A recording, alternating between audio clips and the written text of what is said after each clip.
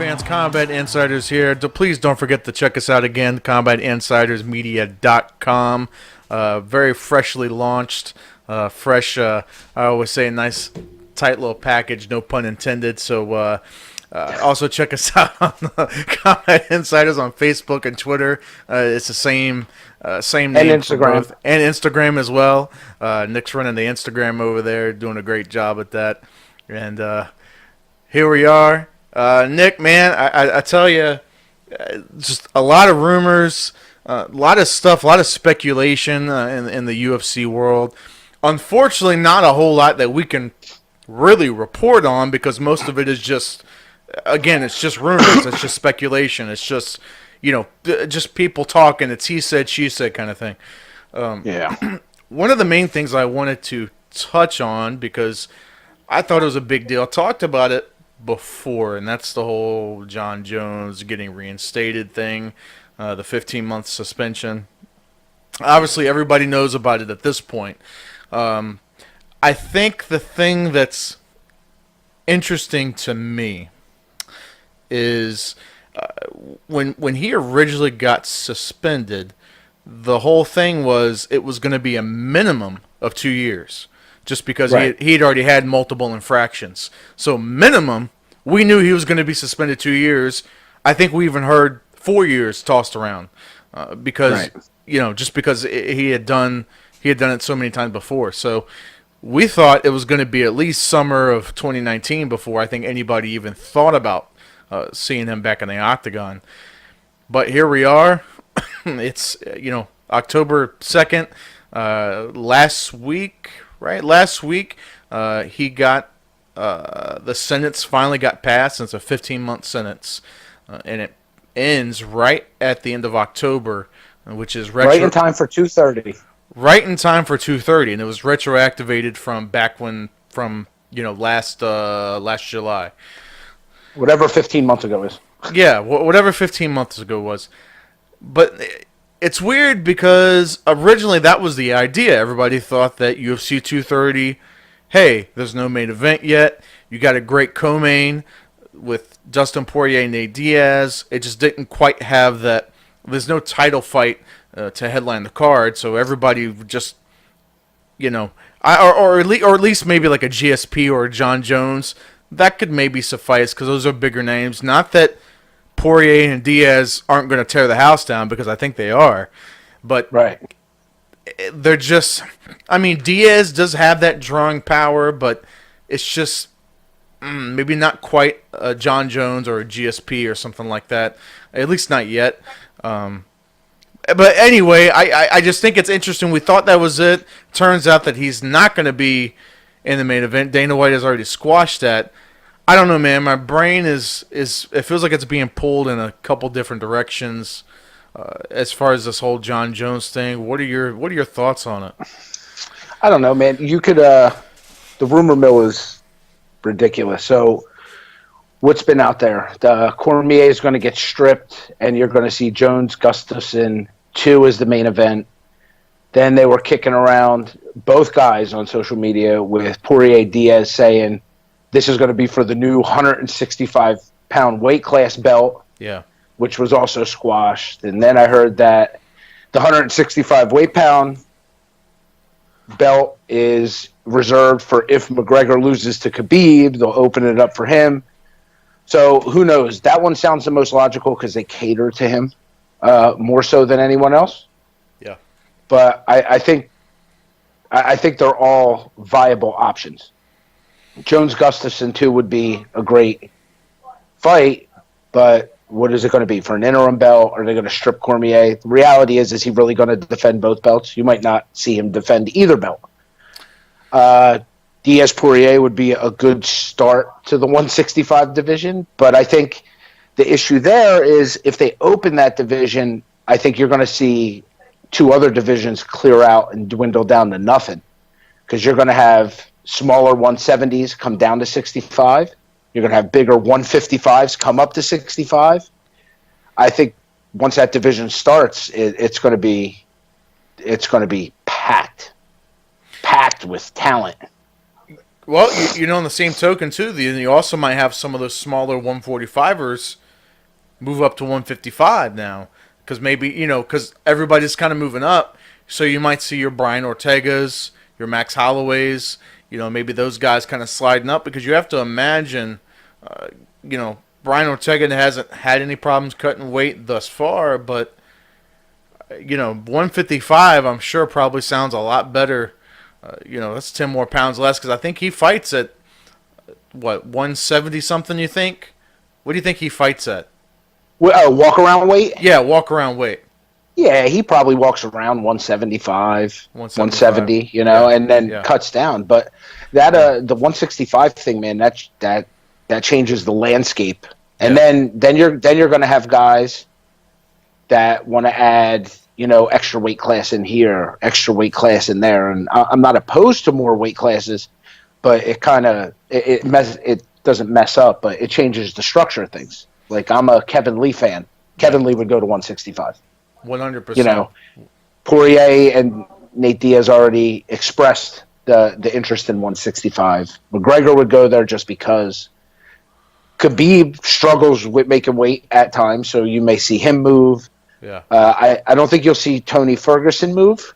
I think he would stick where he is. Yeah. But what about the 170s? There's guys that can come down. You might see Woodley come down to try to be a 2-weight world champ. You never know. It could do a lot of things. Woodley really isn't that big of a 170 pounder. I mean, he's stocky, but he's actually pretty short. So I don't know. Who knows? I think that added weight class kind of. I don't know what would happen. So I think they'll probably reserve that for the McGregor backup plan. I'm not real sure why we still cater to him. Not us, but the UFC. I mean, he's done everything right, followed by everything wrong, and he's still. I don't know. Well, he should not be the role model. Agreed. I don't say it. Agreed. It's interesting because I don't put him in quite the same class as, say, a Jon Jones, but they're in similar categories. Like you said, like, they're not really the greatest role models, but you see the UFC bend over backwards for them, right? Because you have to imagine that the 15-month suspension with Jon Jones, you have to imagine that UFC played some kind of role in getting that sentence reduced down. You have to imagine in some form or fashion. Did the actual results ever come out? Because by his social media, it makes it seem like he's really not guilty like everyone thinks, because he's on there talking about Daniel won't answer his phone because then he'll find out that he just got beat up again and blah, blah, blah. And I think McGregor's stuff is next level. I mean, there's a million athletes that get busted for tainted supplements, whether it was on, via accident or not, or steroids in every sport. But I don't know, man, what McGregor does is just off the wall. Like, he stormed a Bellator cage. Yeah. He went after a referee. He hit another referee. He threw a dolly through a bus window. Yeah. He's got no. I mean, fighting wise, yeah, he can fight. I won't take that away, But I don't. He really shouldn't have a place. Plus, if you compare him and Jon Jones, at the end of the day, Jon Jones is a better fighter overall. That's just my take on it. Sure. But I think with the whole, this is just what I gather from the whole Jon Jones thing, was that I read quite a few articles on it, and apparently okay, this is the language that they use. I don't know what some of it means. That they talked about how some independent third-party arbitrators came in that weren't technically part of USADA. And I don't really understand exactly what the hell that means, but they said that some third-party arbitrators came in and basically said that we don't think Jon Jones took the supplements intentionally, blah, blah, blah, blah, blah, blah. You know how I translate that? Because that sounds like like union stuff. So what that sounds like to me is they didn't bring in somebody for USADA. They didn't bring in somebody from the UFC. They got in a non-involved third party that doesn't give a shit in either direction. They don't care if USADA's right. They don't care if Jon Jones is right. They don't care if the UFC is right. Possible. It kind of seems like the logical thing because you don't know. USADA might be like, we keep getting this guy. Yeah. Let's bury him. And the UFC is like, well, he keeps getting caught, but we need his star power. Yeah. So, I mean, that might be a good thing. They bring in a third party that has no skin in the game. You know what I mean? It doesn't matter either way how it goes. And if they deemed he's innocent, I just can't imagine the way the whole thing went that he's guilty on this particular, one. I don't know that if it's a matter of guilty, but I think it's a matter of maybe carelessness. Maybe guilty. Maybe he didn't knowingly take anything. I think it's unintentional because he passed so many tests, and the test that he failed didn't make sense why he would fail that one, and I don't know. I think this one is. I know he's had a rough run in his career, but I think this one is unintentional. I think he should get the pass on this particular one. And we're going to be talking more in detail about this weekend. We got a huge card, UFC 229. We're going to be talking more in detail about that later. But I guess real quick, Nick, let's get some of those magical. Let's get the magical Nick picks. The 100%. Let's get the Nick picks on the record. Just so I don't think everybody understands it when you say the magical. Explain why you say that. I think because people really don't know what happened in terms of that for MMA Pro League. Simply put, without going into too much detail, Nick is notorious for picking the winning, the deciding factor of the fight. So the round, the method, the fighter, all that stuff. He's very the time. He's very good at it. I don't know how. I can't explain it. But apparently, what was MMA Pro League? I picked 99% accurate. You got everybody right, but one guy. Yeah. 10 days in advance. 10 days in advance. So, I guess what's throw something down, Nick. Throw something down that we can reference. What fights you want me to pick here? What do you want to hear? I'll tell you what. Let's roll through the. Do you know the whole main card right in front of you? It's not right in front of me, but if you tell me, I will be happy to put down what I think. I don't want that.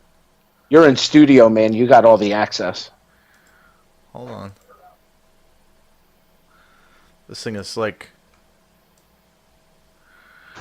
All right. Let's check this out. Let's look at the full card for this weekend. I should have this pulled up already, but it is what it is. All right, so let's just do the main card. Okay. Michelle Waterson, Felice Herring. That's an interesting one. But without going into epic amounts of details, I'll just do the picks. I will say Michelle Waterson via decision. All right. Derek Lewis versus Alexander Volkov.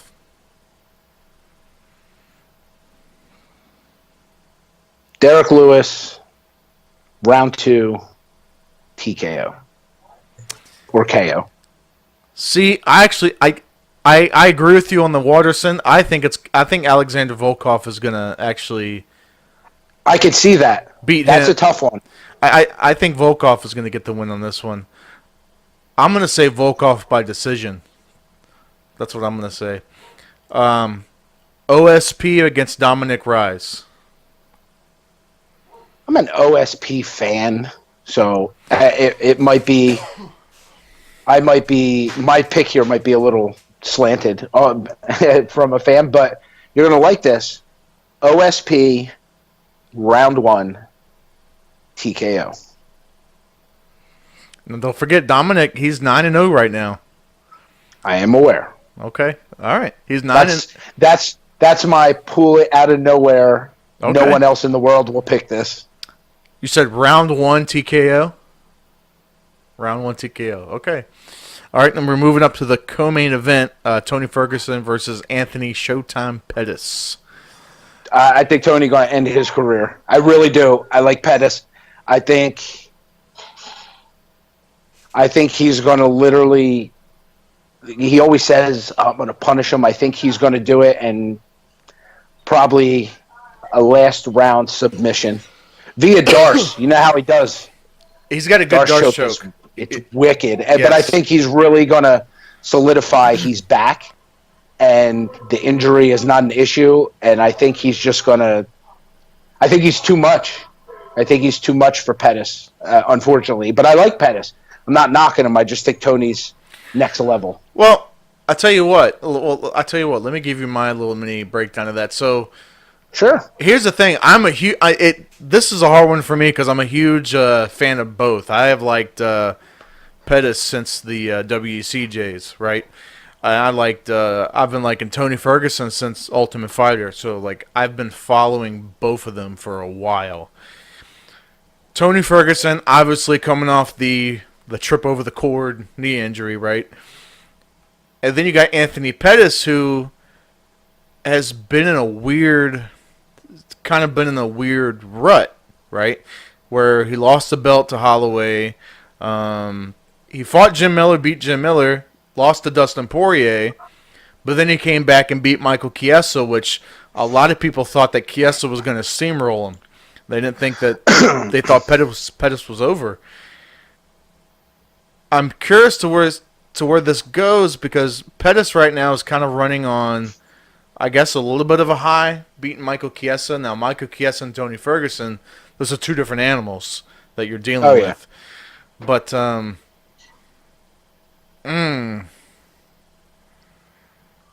come on, what's your pick?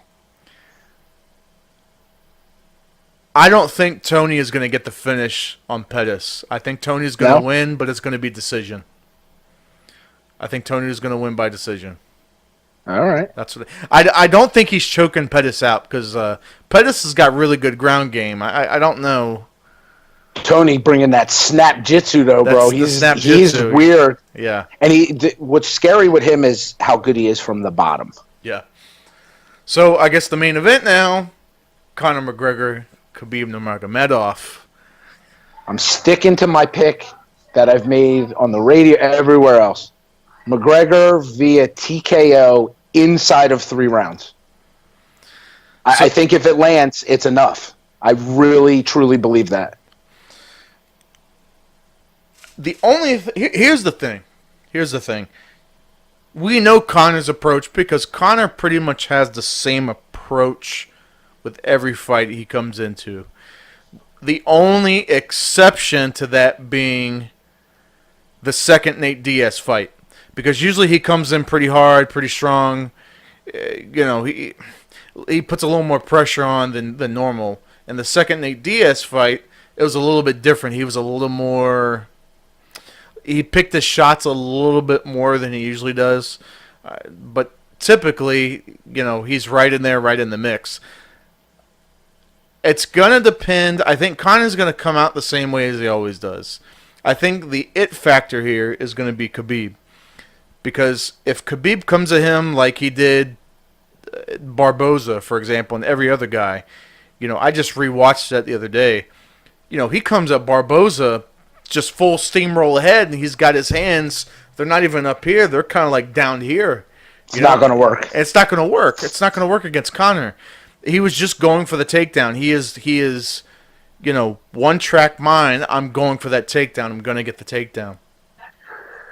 And his coach, Javier, was it Javier Mendez or something like that? And he was saying that obviously I want him to go for the safest route. He's like, I want him to go immediately for that takedown, but either way, I just want him to win. But see, there's a misconception. Like Khabib might be the best, or if not one of the best, definitely wrestlers in the UFC. Can't argue it. This is a fact. It's not opinion. And they're like, Conor can't out-wrestle him. He doesn't have to out-wrestle him. He just has to stuff the takedowns. He just has to stuff takedowns. And you see the videos. He's training wrestling. He's training with Dylan Dennis. And while I'm not overly a fan of Dylan Dennis, I am overly a fan of his ground game. So he knows how to stop takedowns.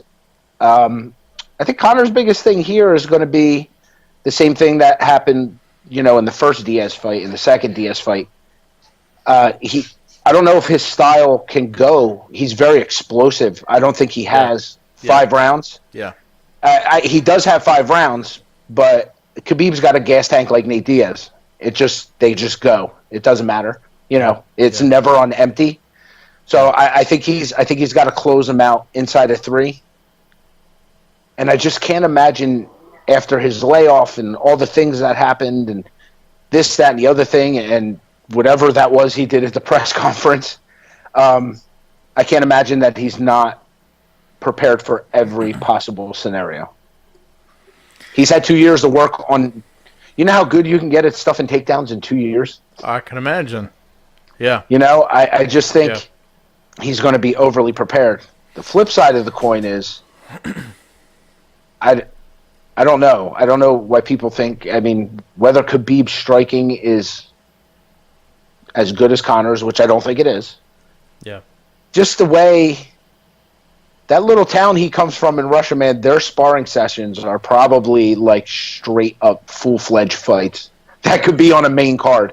So I don't know why they're throwing around. Even Conor said you have a glass jaw. I'm thinking not. I know, he's a combat sambo champion. His camps and stuff, I just don't think glass jaw would describe him. But with the exception of a few, man, that straight left has put the best out of there. Well, somebody actually did an analysis of Khabib's record, and with the guys who he fought, only 12 of them had winning records when he fought, and only that 8 of them. Yeah, they did a breakdown. And it was wild to look at it. Yeah, a lot. Yeah, like I want to say close to half of the people he fought, it was their first pro fight. Like almost half of the people he fought. So, and I think the very end of the breakdown, they said only 8 of the people he fought had winning records when he fought them. Yeah, but he fights everybody. With the exception of him and Tony not being able to get the fight done, he doesn't really back out of fights. I think the issue with him is not that he's not fighting good people. There's just no one for that. They either don't want to fight him, or they're just not available. Whatever the case may be.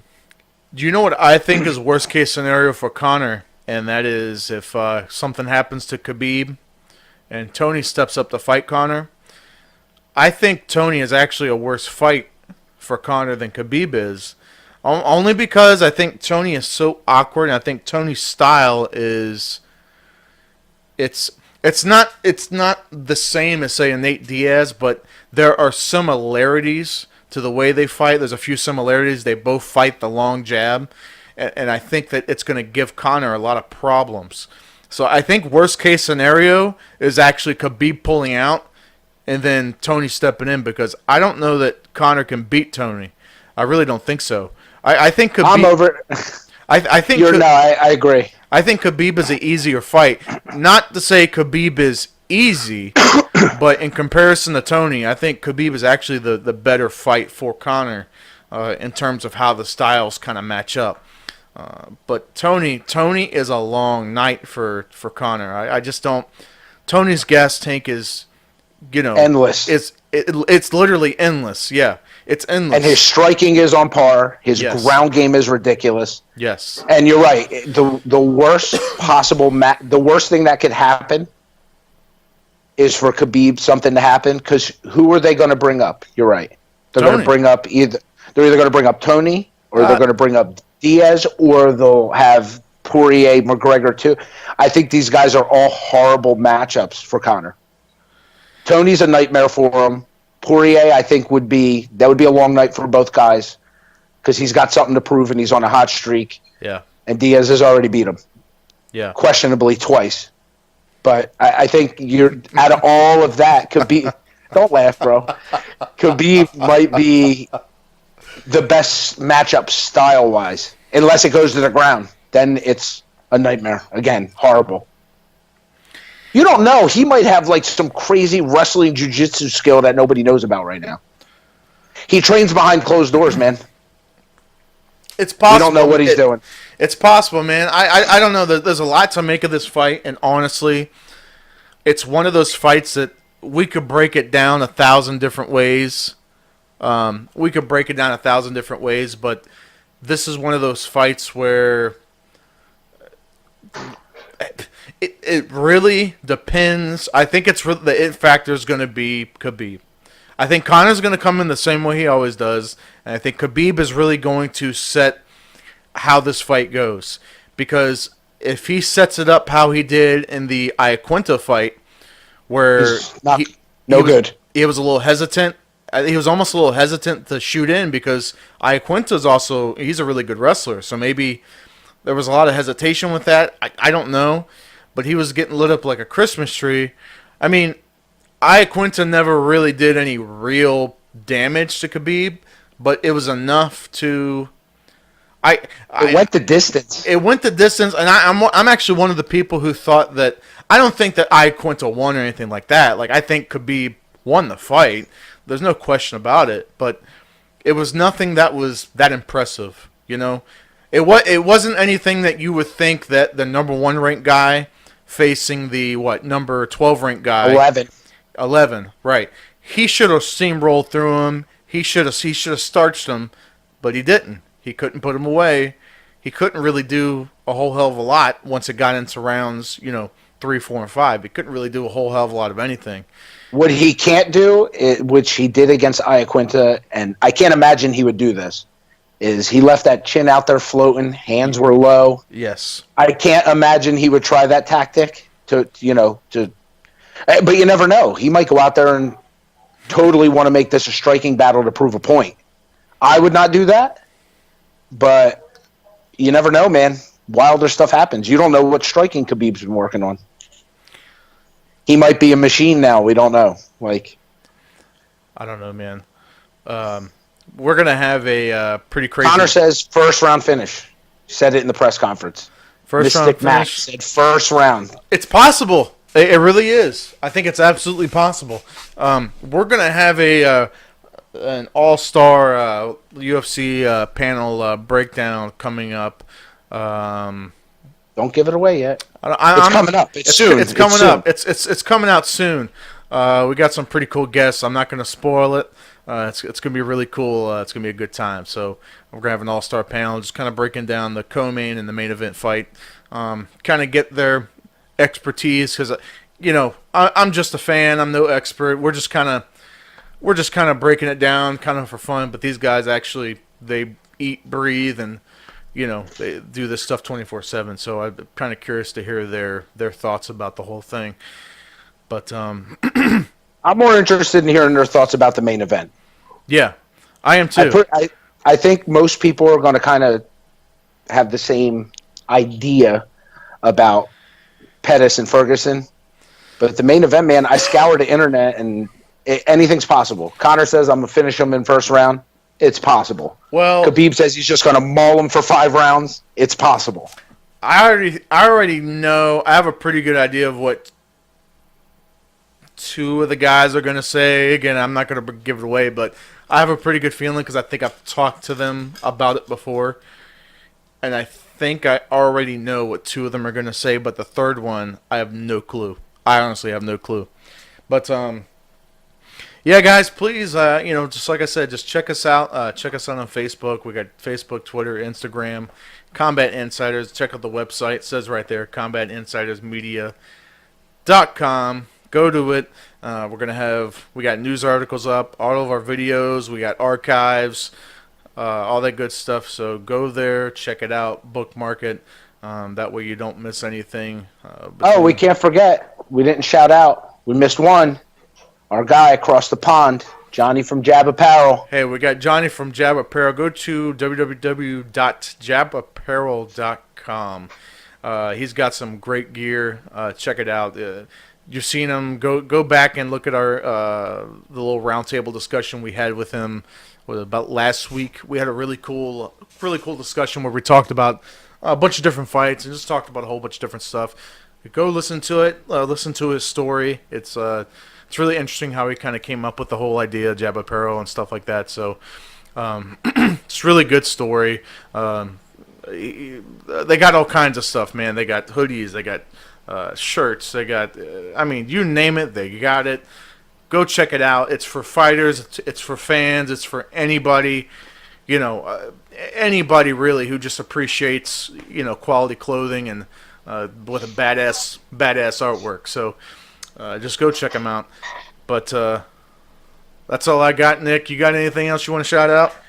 Nothing else. Thank you, everyone who's supporting this project, this venture that we've combined on. So I can't thank everybody enough for that.